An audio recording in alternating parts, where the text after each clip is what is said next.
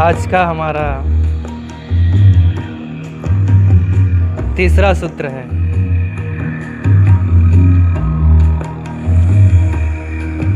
दमन का। यह मैंने तीसरे सूत्र में कहा है कि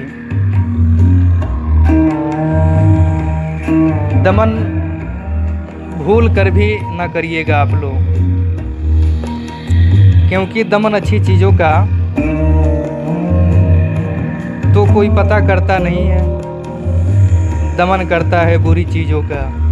और जिसका दमन करता है, जिससे लड़ता है, उन्हीं से गठबंधन हो जाता है, उन्हीं के साथ फेरा पड़ जाता है। जिस चीज़ को हम दबाते हैं उसी से हम जकड़ जाते हैं। मैंने सुना है कि एक शहर में एक होटल में एक रात एक आदमी मेहमान हुआ, लेकिन होटल के मैनेजर ने कहा जगह नहीं है, आप कहीं और चले जाएं, एक ही कमरा खाली है और वह हम देना नहीं चाहते। उसके नीचे एक सज्जन ठहरे हुए हैं, अगर ऊपर ज़रा ही खड़बड़ हो जाए, आवाज़ हो जाए, कोई ज़ोर से चल दे तो उनसे झगड़ा हो जाता है। तो जब से उसको पिछले मेहमान ने खाली किया है, हमने तय किया है कि अब खाली ही रहेंगे, तब तक नीचे के सज्जन विदा नहीं हो लेते।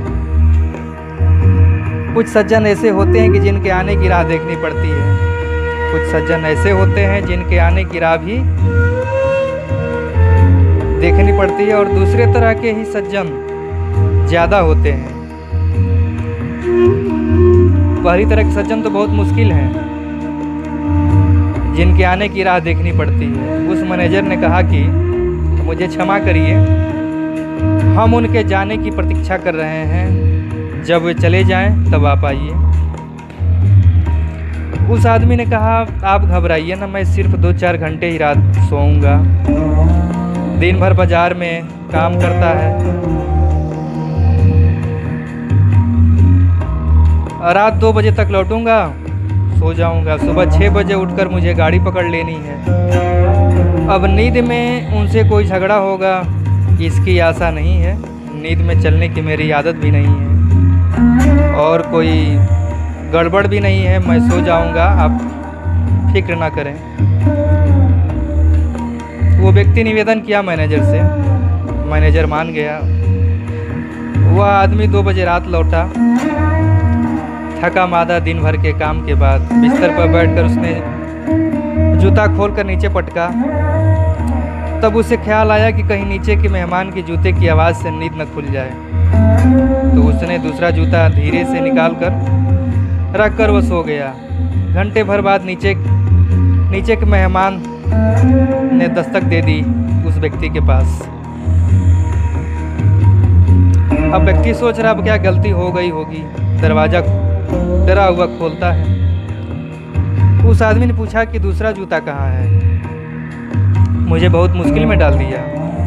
जब पहला जूता गिरा मैंने समझा कि अच्छा महाशय आ गए, फिर जूता गिरा ही नहीं। अब मैं प्रतीक्षा कर रहा हूँ कि दूसरा जूता अब गिरे, अब गिरे। फिर मैंने अपने मन को समझाया मुझे किसी के जूते से क्या लेना देना, हटाओ कुछ भी हो। लेकिन जितना मैं हटाने की कोशिश की, दूसरा जूता मेरी आंखों में झूलने लगा। आंख बंद करता हूँ, जूता लटका दिखाई देता है। आंख खोलता हूँ, बड़ी बेचैनी हो गई, नींद आनी मुश्किल हो गई, धक्का देने लगा। बहुत समझाया कि कैसा पागल हूँ, किसी के जूते से अपने को क्या मतलब, चाहे एक जूता पहनकर सो रहा हो चाहे सोने दो, जो चाहे करने दो उसे। लेकिन जितना मैंने मन को समझाया, दबाया, लड़ा, उतना ही वह जूता बड़ा होता गया और सिर पर घूमने लगा। अपनी खोपड़ी की तलाश अगर आदमी करे तो पाएगा कि दूसरों के जूते वहाँ घूम रहे हैं, जिनसे कुछ लेना देना नहीं है। लड़े की खतरा हुआ। उस आदमी ने कहा क्षमा करिए, इसलिए मैं पूछने आया, पता चल जाए तो मैं सो जाऊं शांति से, यह झगड़ा बंद हो जाए। तो जो उस आदमी के साथ हुआ उसके साथ होगा, जो उस आदमी के साथ हुआ वह सबके साथ होगा। संप्रेसिव माइंड, दमन करने वाला चित्त हमेशा व्यर्थ ही बातों में उलझ जाता है। सेक्स को दबाओ और 24 घंटे सेक्स का जूता सिर पर घूमने लगेगा। क्रोध को दबाओ और 24 घंटे क्रोध प्राणी में घुस कर चक्कर काटने लगेगा। और एक तरफ से दबाओ और दूसरी तरफ से निकालने की चेष्टा होगी, क्योंकि प्रत्येक व्यक्ति एक ऊर्जा है, एनर्जी है। आप दबाओगे एनर्जी को तो वह कहीं से निकलेगी। एक झरने को आप इधर से दबा दो, वह दूसरी तरफ से फूट कर बहेगा। उधर से दबाओ, तीसरी तरफ से बहेगा। झरना है तो दबने से काम नहीं हो सकता। एक आदमी दफ्तर में, उसका मालिक कुछ बेहूदी बातें कह दे और मालिक बेहूदी बातें कहते हैं, नहीं तो मालिक होने का मज़ा ही ख़त्म हो जाएगा। मज़ा क्या है मालिक होने में? किसी से बेहूदी बातें कह सकते हो और वह आदमी यह भी नहीं कह सकता कि आप बेहूदी बातें कर रहे हैं। और फिर मालिक बेहूदी बातें कहे या ना कहे, नौकर को मालिक की बात सभी को बेहूदी मालूम पड़ती है। नौकर होना ही इतनी बेहूदगी है कि अब और जो कुछ भी कहा जाए वो बेहूदगी मालूम पड़ती है। अगर मालिक यह बात जोर से बोलता है, क्रोध की बातें कहता है, तो भी नौकर को खड़े होकर मुस्कुराना पड़ता है। भीतर अगर आग लग रही है गर्दन दबाने की, गर्दन दबा दें। ऐसा कौन नौकर होगा जिसको मालिक की गर्दन दबाने का ख्याल ना आता हो? आता है, जरूर आता है, आना भी चाहिए, नहीं तो दुनिया बदलेगी भी नहीं। मगर ऊपर से मुस्कुराहट, होठ फैला देगा 6 इंच और कह देगा कि बड़ी अच्छी बातें कह रहे हैं, बड़े वेद वचन बोल रहे हैं, बड़ी बाणी आपकी मधुर है। उपनिषद के ऋषि भी क्या बोलते होंगे ऐसी बातें। धन्य भाग कि आपके अमृत वचन मेरे ऊपर गिरे। भीतर आग जल रही है, दबा लेगा अपने क्रोध को, लेकिन क्रोध को दबाकर कितनी देर तक चल सकते हो? साइकिल चलाएगा तो पैडल जोर से चलाएगा, कार ड्राइव करेगा तो कार एकदम 60 से 100 पर भागने लगेगी। वह जो क्रोध दबाया है वह सब तरफ से निकलने की कोशिश करेगा। अमेरिका के मनोवैज्ञानिक कहते हैं कि अगर आदमी की क्रोध की कोई समझ पैदा हो सके तो अमेरिका के एक्सीडेंट 50% कम हो जाएंगे। वे जो एक्सीडेंट हो रहे हैं वे सड़क की वजह से कम हो रहे हैं, दिमाग की वजह से ज़्यादा हो रहे हैं। आपको पता है जब क्रोध में साइकिल चलाते हैं तो किस तरह चलती है साइकिल? एकदम हवा लग जाती है उसे, फिर कोई नहीं दिखता, ऐसा मालूम पड़ता है। रास्ता खाली है एकदम और सामने कोई आ जाए तो और ऐसा मन होता है कि टकरा दूं जोर से, क्योंकि वह भीतर जो टकराहट चल रही है। वह आदमी तेजी से साइकिल चलाता हुआ घर पहुंचेगा, रास्ते में 2-4 बार बचेगा टकराने से, क्रोध और भारी हो जाएगा। अब जाकर वह घर प्रतीक्षा करेगा कि कोई मौका मिल जाए और फिर पत्नी की गर्दन दबा दे। पत्नी बड़ी सरल चीज है। जो पत्नी होती हैं बहुत सरल चीज होती हैं। वह ही इसलिए कि आप घर आइए और उसकी गर्दन दबाइए। उसका मतलब क्या है, उसका उपयोग क्या है, और उसका असली उपयोग यह है कि जिंदगी भर का जो कुछ आपके ऊपर गुजरे वह जाकर पत्नी पर रिलीज करिए, उसको निकालिए। वहाँ पर घर पहुँचते से ही सब गड़बड़ी दिखाई पड़ने लगेगी। पत्नी जिसको कल रात ही आपने कहा था कि तू बड़ी सुंदर है, एकदम मालूम पड़ेगी कि वह शूर्पणखा कहाँ से आ गई, सब खत्म हो जाएगा। फिल्म की अभिनेत्रियां याद आएंगे कि सौंदर्य उसको कहते हैं यह औरत। रोटी जली हुई मालूम पड़ेगी, सब्जी में नमक नहीं मालूम पड़ेगा, सब गड़बड़ मालूम पड़ेगा, घर अस्त व्यस्त घूमता हुआ मालूम पड़ेगा। टूट पड़ेंगे उस पर, कल भी रोटी ऐसी ही थी क्योंकि कल भी पत्नी यही थी, कल भी पत्नी यही थी जो आज है। लेकिन आज सब बदला हुआ मालूम पड़ेगा, वह जो भीतर दबाया है वह निकलने के लिए मार्ग खोज रहा है। और ध्यान रहे, जैसे पानी ऊपर की तरफ नहीं चढ़ता, ऐसे क्रोध भी ऊपर की तरफ नहीं चढ़ता। पानी भी नीचे की तरफ उतरता है, क्रोध भी नीचे की तरफ उतरता है, कमज़ोर की तरफ उतरता है, ताकतवर की तरफ नहीं उतरता। मालिक की तरफ नहीं चढ़ सकता है क्रोध। चढ़ाना हो तो बड़े पाप हो जाएगी। अगर चढ़ाना हो तो बड़े पंप लगाना जरूरी है, कम्युनिज्म वगैरह के पंप लगाओ तब चढ़ सकता है मालिक की तरफ, नहीं तो नहीं चढ़ता। पत्नी की तरफ एकदम उतर जाता है और पत्नी कुछ भी नहीं कर सकती, क्योंकि पति परमात्मा है। ये पति लोग ही समझा रहे हैं पत्नियों को कि हम परमात्मा हैं। बड़े मजे की बात दुनिया में चल रही है और कोई स्त्री नहीं कह सकती कि महाशय आप और परमात्मा, आप ही परमात्मा हैं। तो परमात्मा पर भी शक पैदा हो जाएगा। अगर आप ही परमात्मा हैं, आपकी इज्जत नहीं बढ़ती परमात्मा होने से, परमात्मा की इज्जत घटती है आपके होने से।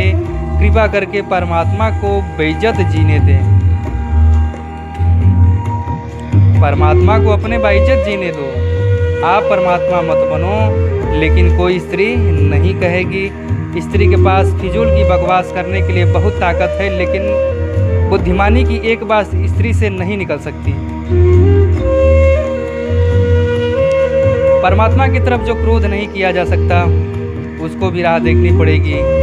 आग लग जाएगी उसके भीतर भी। बच्चे का रास्ता देखना पड़ेगा कि आओ बेटा आज तुम्हारा सुधार किया जाए। उस बेचारे को क्या पता नहीं, वो अपना नाश्ता हुआ, अपना बस्ता लिए स्कूल से चला आ रहा है, उसको पता ही नहीं कि वह कहाँ जा रहा है। उधर माँ तैयार है, प्रतीक्षा कर रही है सुधार करने के लिए। जितने लोग सुधार की प्रतीक्षा करते हैं, ध्यान रखना भीतर कोई क्रोध है जिसकी वजह से सुधार की आयोजन चलती है। जिसके अपने बेटे नहीं होते वे अनाथालय खोल लेते हैं, जिनका अपना घर नहीं होता वे आश्रम बना लेते हैं। लेकिन सुधार करते हैं जिनको कोई नहीं मिलता, वे समाज की कोई भी तरकीब निकाल कर सुधार करने में लग जाते हैं। भीतर क्रोध है, भीतर आग है, किसी को तोड़ने मरोड़ने बदलने की इच्छा है, वह बच्चा आते ही फंस जाएगा। कल भी वह ऐसे ही आया था, नाचता हुआ, लेकिन आज नाचना उसका उपद्रव मालूम पड़ेगा।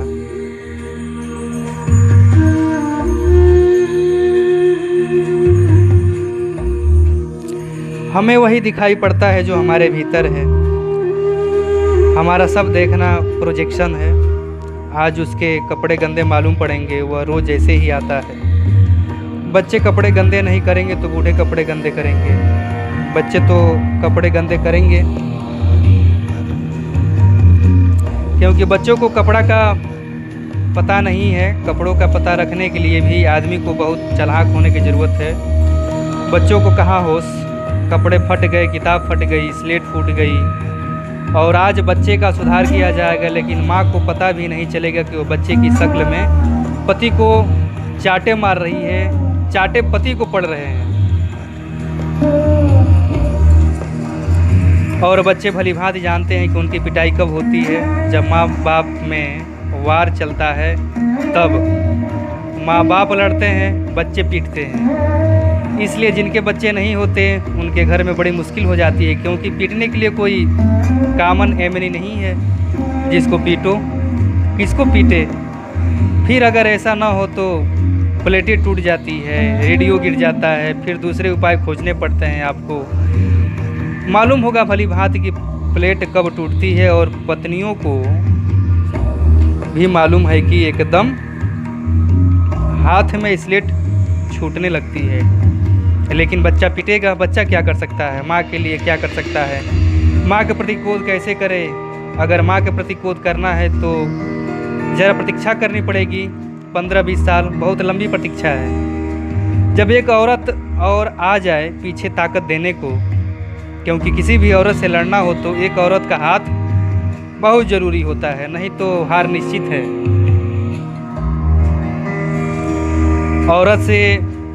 औरत ही लड़ सकती है, आदमी नहीं लड़ सकता। राह देखनी पड़ेगी, लेकिन वह बहुत लंबा वक्त है और वक्त देखना पड़ेगा कि जब माँ बूढ़ी हो जाए, क्योंकि तब पासा बदल जाएगा। अभी माँ ताकतवर है, बच्चा कमज़ोर है, तब बच्चा ताकतवर होगा, माँ कमज़ोर हो जाएगी। वह जो बूढ़े माँ बाप को बच्चे सताते हैं, वो डिलेड रिवेंज है, वही डिलेड रिवेंज है। वह लंबी प्रतीक्षा करता है, क्रोध है, वह लंबी प्रतीक्षा करता हुआ क्रोध है उस बच्चे के अंदर। और जब तक माँ बाप बच्चों को सताते रहेंगे, तब तक बूढ़े माँ बापों को सावधान रहना चाहिए, बच्चे उनको सताएंगे। लेकिन वह बहुत लंबी बात है, उतनी देर तक प्रतीक्षा नहीं की जा सकती है। क्रोध इतनी देर तक के लिए मानने को राजी नहीं हो सकता, फिर बच्चा क्या करे। जाएगा अपनी गुड़िया की टांगा तोड़ देगा, किताब फाड़ देगा, कुछ करेगा, जो भी वह कर सकता है वह करेगा।